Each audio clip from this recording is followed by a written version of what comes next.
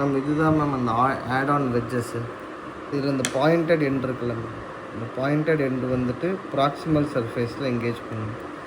So இதில் வந்து அந்த ரிங்கில் வந்து ஒரு வெஜ்ஜு மாதிரி இருக்கும். இந்த ரெண்டு ப்ராங்ஸ் இருக்கு இல்லையா? ஸோ இந்த 2 ப்ராங்ஸும் இந்த 2 இடத்துல போய் சீட் ஆகணும். இந்த 2 இடத்துல போய் சீட் ஆகணும். இந்த பாயிண்டட் எண்ட் வந்து உள்ளே பார்க்குற மாதிரி வரணும்.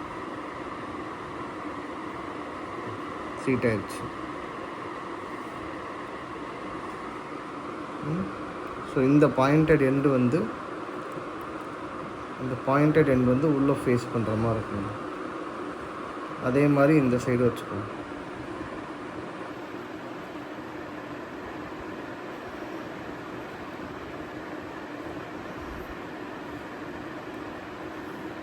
ஸோ இந்த மாதிரி பாயிண்டட் எண்ட்ஸ் வந்துட்டு இங்கே இருக்கணும்.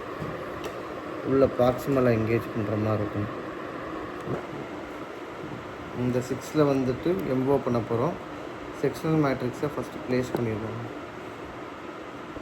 ப்ளேஸ் பண்ணிவிட்டு இந்த வெட்ஜஸ் என்ன பண்ணணுன்னா வந்துட்டு இந்த ரப்பர் ஆட் ஆன் வெட்ஜஸ் வந்துட்டு இந்த சைடில் வந்துட்டு கம்ப்ரெஸ் பண்ணும். இந்த சைடில் வந்து கம்ப்ரெஸ் பண்ணி ப்ராக்சிமல் கான்டாக்ட் இன்னும் கொஞ்சம் பெட்டராக கொண்டு வரும். ஸோ இந்த மேட்ரிக்ஸை எடுத்து இந்த ரிங் எடுத்து கரெக்டாக அந்த மேட்ரிக்ஸுக்கு டூத்துக்கு நடுவில் வச்சு கரெக்டாக அதை எங்கேஜ் பண்ணி உள்ள. ஸோ இப்படி பண்ணுறப்போ வந்துட்டு